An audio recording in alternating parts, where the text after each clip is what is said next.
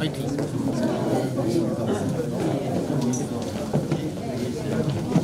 끔찍이 아끼는 선배님이 전화를 한번 하셨더라고요. 어이 자네 내려온다며. 그래서 예 그렇게 됐습니다 그랬더니 아따 그 사람도 골치 아픈 사람들인데. 그래서 제가 잘 압니다. 그분들 골치 아픈 분들입니다.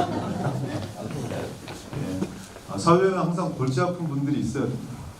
생각을 좀 달리하는 분들이 좀 계셔야 되는 거죠. 정치 지도자는 두 가지 덕목이 필요합니다. 하나는 선한 권력 의지, 노골적으로 얘기하면 불타는 권력 의지, 선한 권력 의지로 포장될 수 있는 불타는 권력 의지가 있어야 그래야 출마할 수 있습니다. 출마가 진짜 쉬운 일이 아니거든요. 해보신 분들, 또 부분적으로 경험하시고 성공하신 분들, 부분적으로 실패하신 분들이 있을 텐데 정말 선거 출마라는 게 쉬운 일이 아닙니다. 근데 이 불타는 선한 권력 의지가 없으면 정치를 시작할 수가 없습니다. 지도자 덕목의 두 번째, 역사적 소명의식이 있어요. 이 두 가지가 적절하게 매칭되어야 일정한 반열에 서서 레이스를 해볼 수가 있어요. 정치 정말 쉽지 않은 과정이거든요. 정치 전문가에 다 박사를 올리는 거예요. 그런데 정작 정치에 대해서는 대단히 좀 혐오감이 심하거나 내가 직접 해야 될 일은 아니라고 생각합니다. 그렇게 놔두는 순간 정치는 기득권의 전유물이 됩니다. 정치를 바꿔내지 못하면, 정치의 흐름들을 제대로 된 정상궤도로 올려내지 못하면 우리의 삶이 폐폐되는 건 괜찮아요. 우리는 이제 이미 50주를 넘겼으니까. 그런데 아이들의 삶은 어떻게 할 겁니까? 모든 것들을 정치가 규정하고 정치가 결정하는데, 아무리 단체를 만들어서 문제제기를 해보십시오. 그것을 규정하는 단위는 군의회고 군수입니다. 전남지사하고 대통령이 국회입니다. NGO가 불필요하다 이런 말씀을 드리는 게 아닙니다. 그렇지만 보다 본질적인 사회 근본적인 변화를 위해서는 조직하고 결사해야 됩니다. 그리고 정당으로 전화시킬 수 있어야 되고, 정당에서 후보를 선출해서 결국은 직접 당선이 돼야 됩니다. 당선이 되는 첫 번째 지름길은 뭔지 아십니까? 출마해야 됩니다. 출마를 안 하면 절대 당선이 될 수가 없습니다. 떨어진다. 그럼 계속 출마를 해야 당선이 될 수가 있습니다. 역사적 소명의식 대단히 중요한데요. 가끔 이 두 번째 덕목을 많은 사람들이 까먹습니다. 내가 어디에 서 있는지 잘 모릅니다. 지도자들은 이 두 가지 중에 뭐가 중요하다 이렇게 저는 말씀드려보면 선한 권력의지가 훨씬 더 중요하다고 생각합니다. 우리 사회에서 선한 권력의지가 부족해서 일어났던 참사가 지난번 대선입니다. 문재인, 안철수 이 두 분이 두 번째 덕목을 가지고 있었어요. 역사적 소명의식은 출마했습니다. 박원순 시장 선거 과정에서 바라보는 안철수의 모습, 동작 선거 과정 속에서 바라보는 안철수의 모습, 역사적 소명의식이 충만했습니다. 그런데 정치를 어떻게 바꾸고 일가를 어떻게 이룰 것이며 어떤 걸 통해서 어떤 대한민국을 만들 것인가에 대한 철저함은 대단히 부족했어요. 그러니까 선거에 지는 겁니다. 이길 수밖에 없는 조건이죠. 어떻게 지는지 아십니까? 문재인 후보는 경선에서 어찌됐든 승리한 거잖아요. 안철수가 중간에 포기했으니까. 그럼 품어 안아야 됩니다. 그런데 유세 현장에 가보면 안철수는 뻗어하는 보릿자루처럼 이렇게 앉아있습니다. 안철수 입장에서는 아이씨 뭐야 뿔따고 날만 하죠.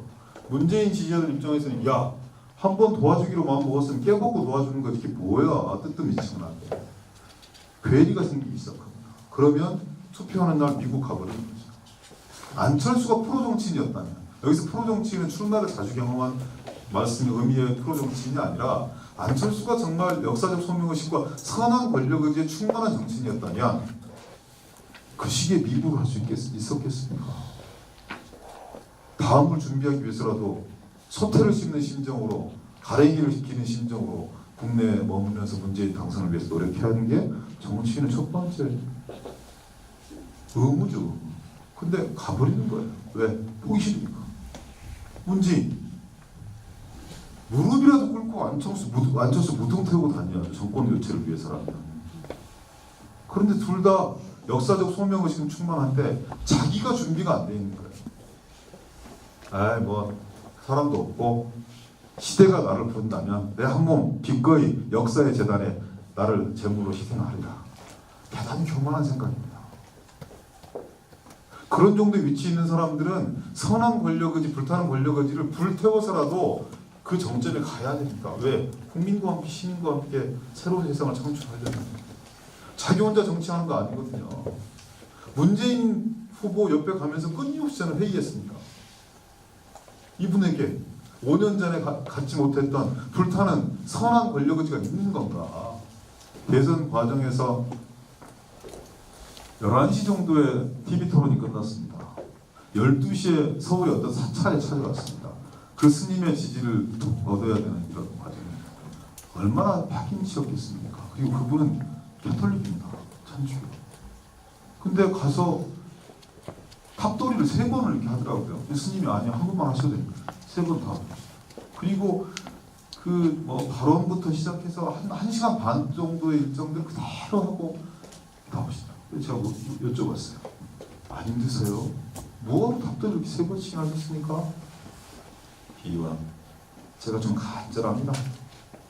저 그 한마디에 이 양반의 심사가 어떤가에 그 한마디로 그냥 전합니다.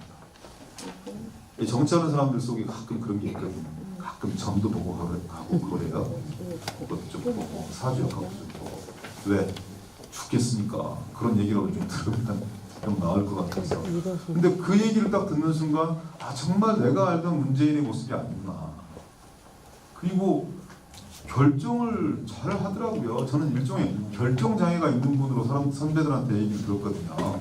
당대표 할 때도 뭔가 첨예한 사람들이 있으면 결정하지 못하고 참모들한테 미루거나 아니면 나중에 결정으로 미루는 이런 과정들로 얘기를 들었는데 모든 현안에 대해서 본인이 다 주동적으로 결정을 하더라고요. 그래서 5년 전의 문재인이 아니구나. 대통령직을 수행할 만한 그런 능력과 자격이 준비가 되어 있구나. 그리고 제 표현식으로 하면 역사적 소명의식은 기본이고 선한 권력의지가 충만해 있구나. 이런 생각을 가졌습니다. 출마를 해야 본인의 눈으로 세상을 해석하고 본인의 눈으로 세상을 움직일 수 있는 힘을 찾게 됩니다. 참모의 눈과 도와주는 눈으로 보면은요 세상을 제대로 해석합니다. 다시 한번 말씀드립니다. 출마하지 않으면 당선이 안 됩니다. 이동빈!